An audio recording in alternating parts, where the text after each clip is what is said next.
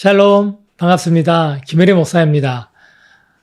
지난 한 주 또 평안히 잘 지내셨습니까? 여러분 한 분 한 분 얼마나 보고 싶은지 모릅니다.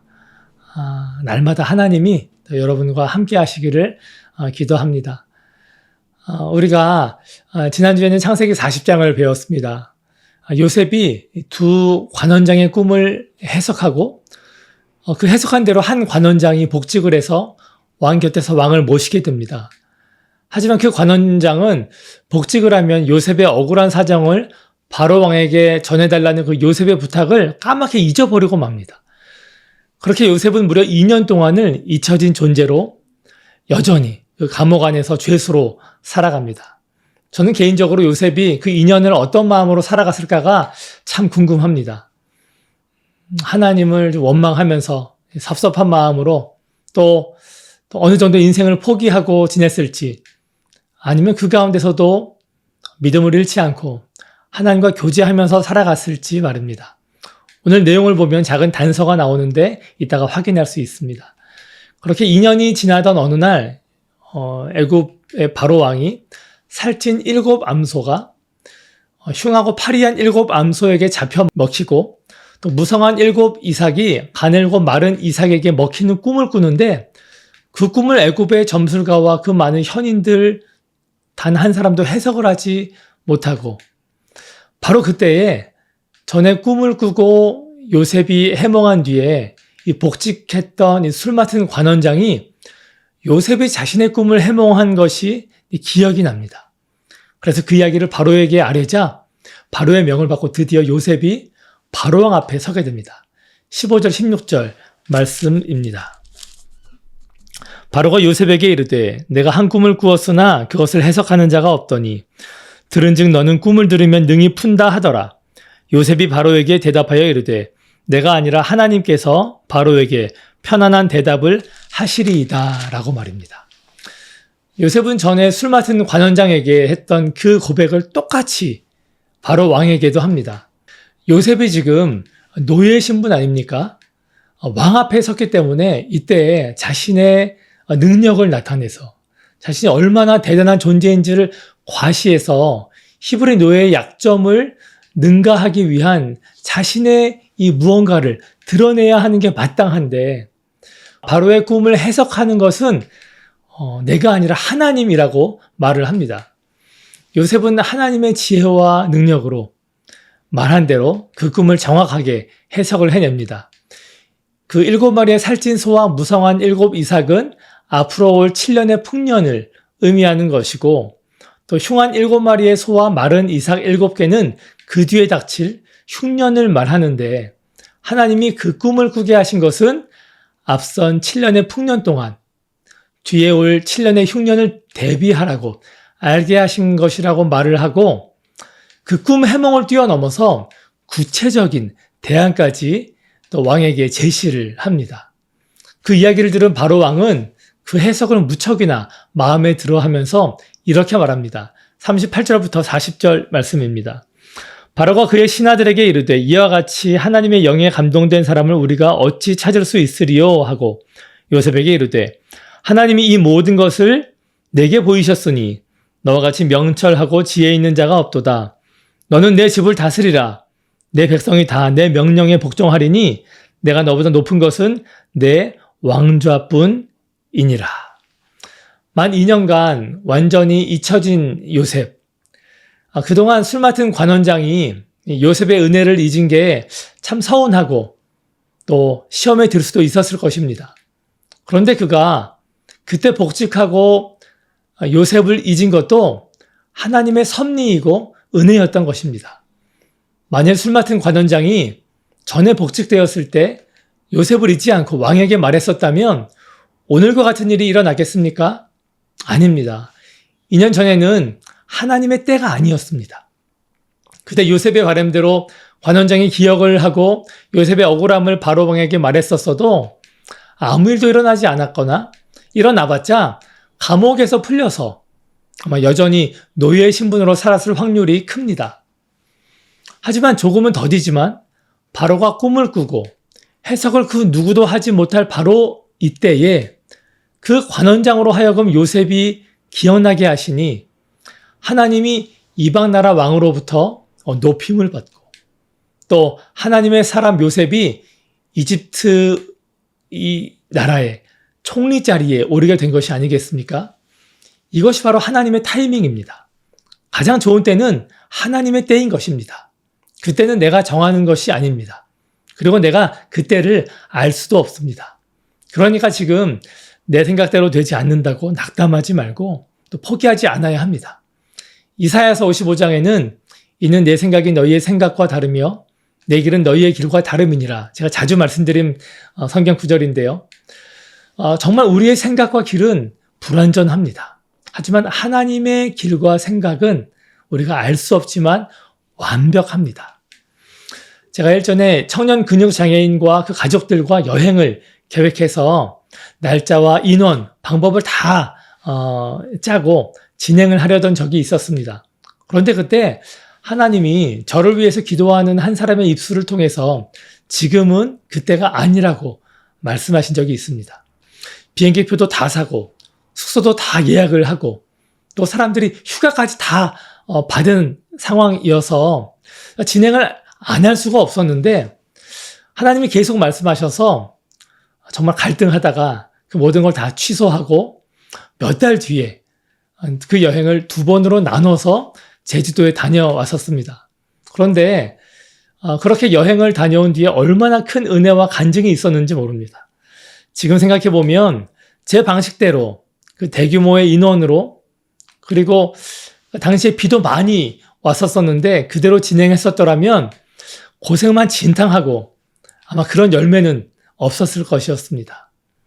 저는 그때뿐 아니라 제가 생각하는 때가 얼마나 불완전하고 또 하나님의 이 타이밍이 얼마나 중요하고 그때를 따르는 것이 얼마나 풍성한 열매를 거두게 되는지를 경험했습니다.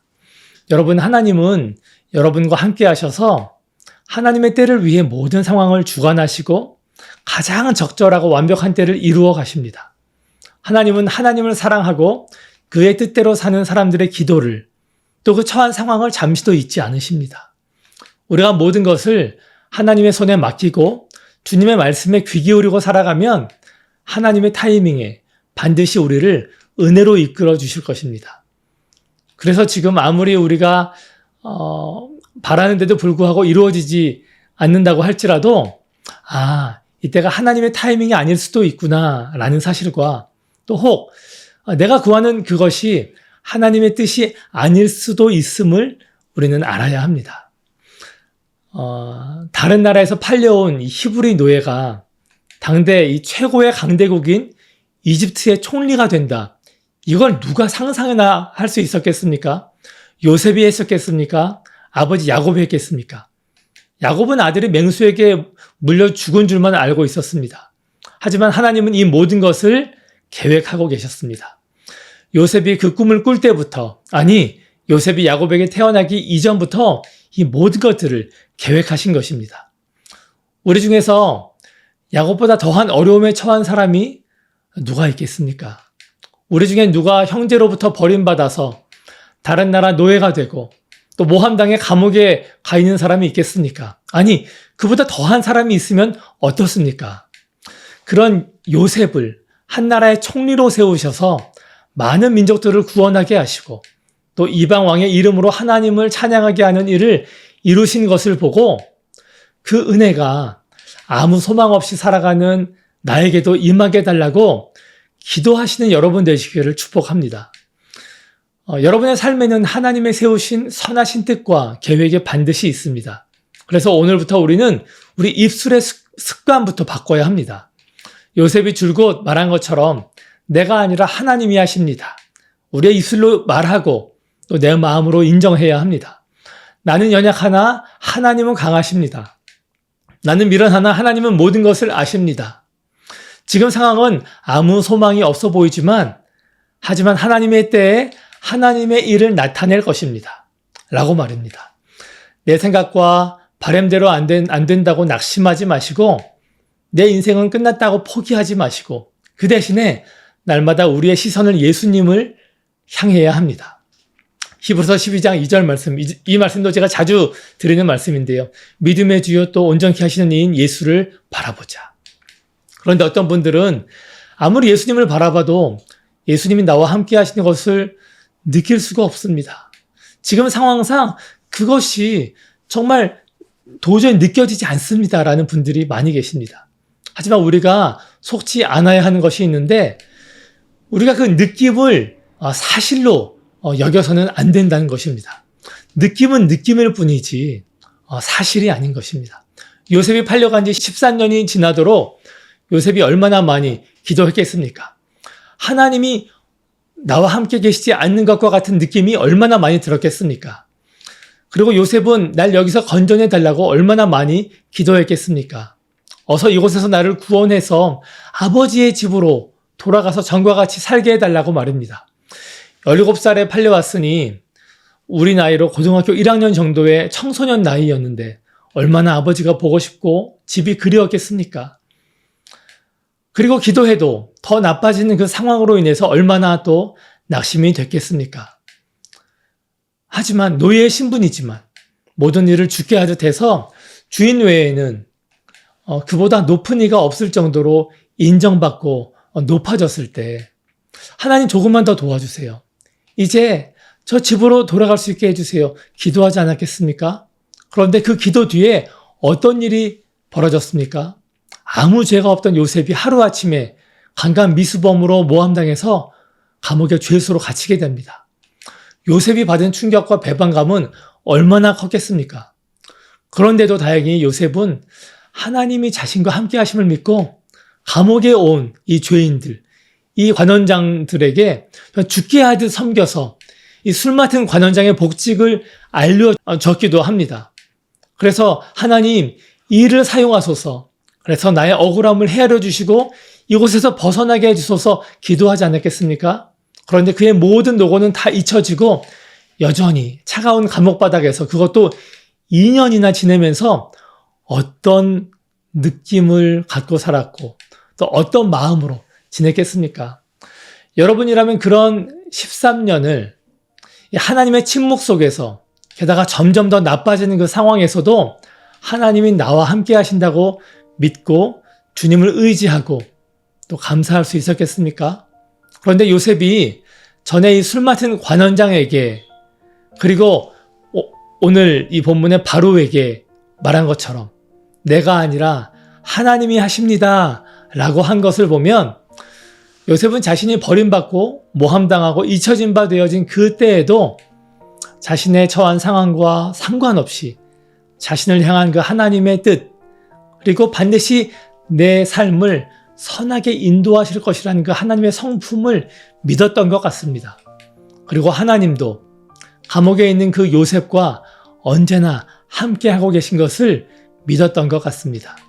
우리 중에도 아무리 기도해도 달라지지 않는 상황 때문에 낙심하고 또 하나님께 외면당한 것 같은 느낌을 가진 분들이 많이 계실 것입니다. 그런 분들이 있다면 오늘 요셉에게 행하신 그 하나님의 섭리를 기억하시고 내 인생에 아무 소망 없어 보이고 또 내가 할 수 있는 게 아무것도 없는 것 같지만 내가 아니라 하나님이 하십니다. 고백하시고 선포해 보시기를 바랍니다.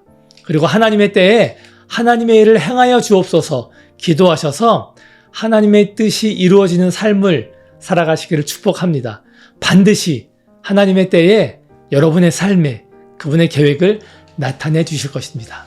그럼 제가 기도하겠습니다. 하나님 오늘도 우리에게 말씀해 주셔서 감사합니다. 하나님 우리는 언제나 하나님이 나와 함께 하심을 믿고 하나님의 때에 또 하나님이 일하실 것을 기대하며 살아가기를 소망합니다. 우리가 그렇게 요셉처럼 늘 분별하고 또 주님을 온전히 신뢰하며 살아갈 수 있는 믿음을 주시옵소서. 이 모든 말씀 예수님 이름 받들어 기도합니다. 아멘. 오늘도 끝까지 함께 하신 모든 분들 진심으로 감사드립니다. 날마다 하나님 바라보고 또 하나님과 대화하면서 살아가시는 모든 분들 되시기를 축복합니다. 여러분 사랑합니다. 샬롬.